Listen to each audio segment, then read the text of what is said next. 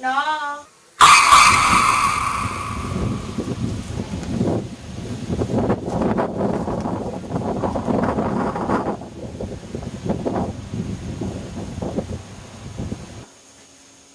đâu có cả tờ tánh không? chỉ chắc tờ nếu nó cũng không có cái nhẹ để chụp với tờ tên như chẳng gì cũng không mua. Để cái số của tờ tánh im lặng cũng được cái tờ tay con này. Cứ là cứ lúc sao sự kiện như tàu mà.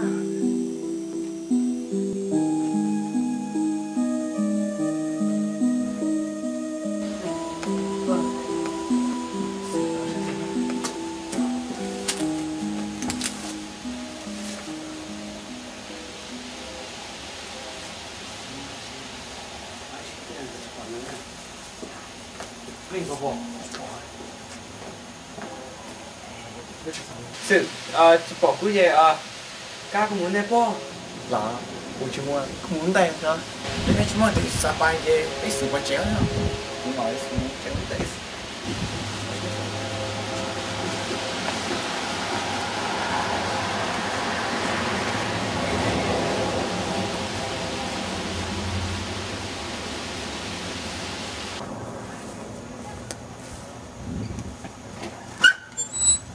Rồi.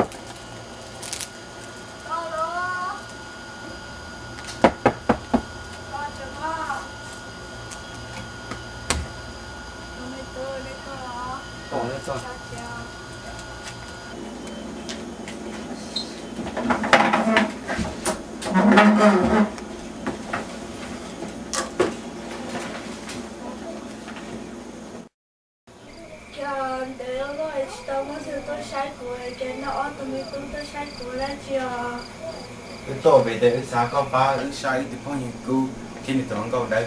Rồi, tới về cho nó.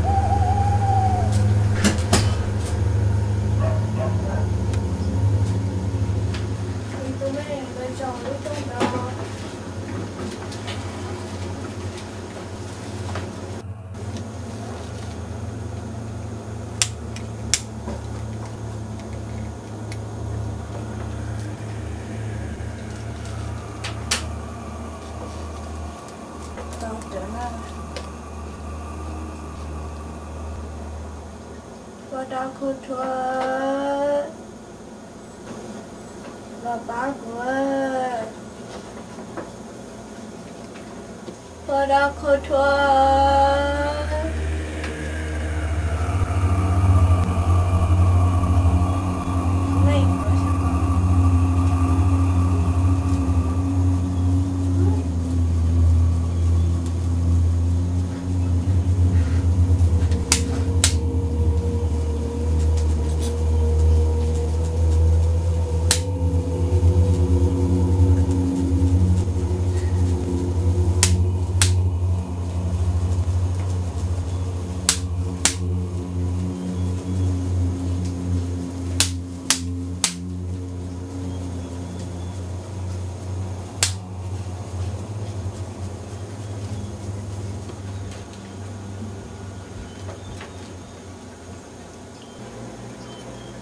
mới tự mới rõ.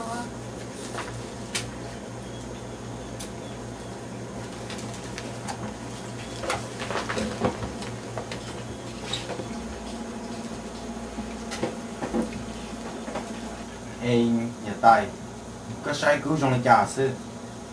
Tụi mình tụi nó cuộc sống này tụi không hiểu nào mà chỉ dùng kia liệu tụi không có nó thản nữa nè chỉ dùng này nữa giờ này sao có này tụi không hiểu nhỏ hai con nó chúa chỉ chúa mà muốn gì được cho tới mình xa hiểu rồi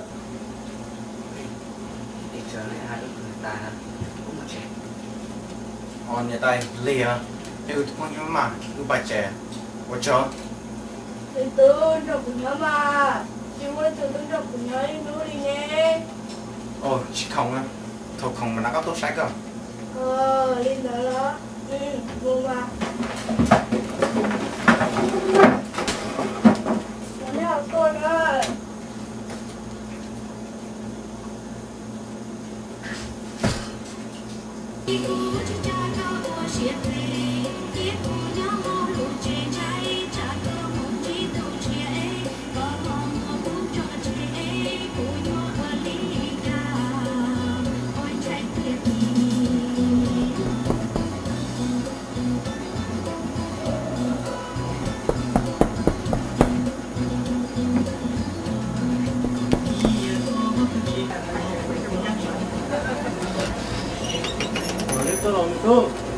Cô rồi Chào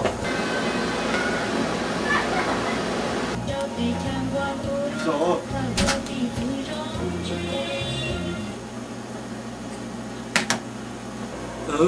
bắt tôi coi nè, đôi nếu tôi cứ nên cho nên cho cứ thả cho đấy, tôi chỉ cho đấy có sao bao rồi. giờ bây giờ bao nhiêu cô bây giờ nên chỉ đòi đỡ thản có kia nên cho đỡ thôi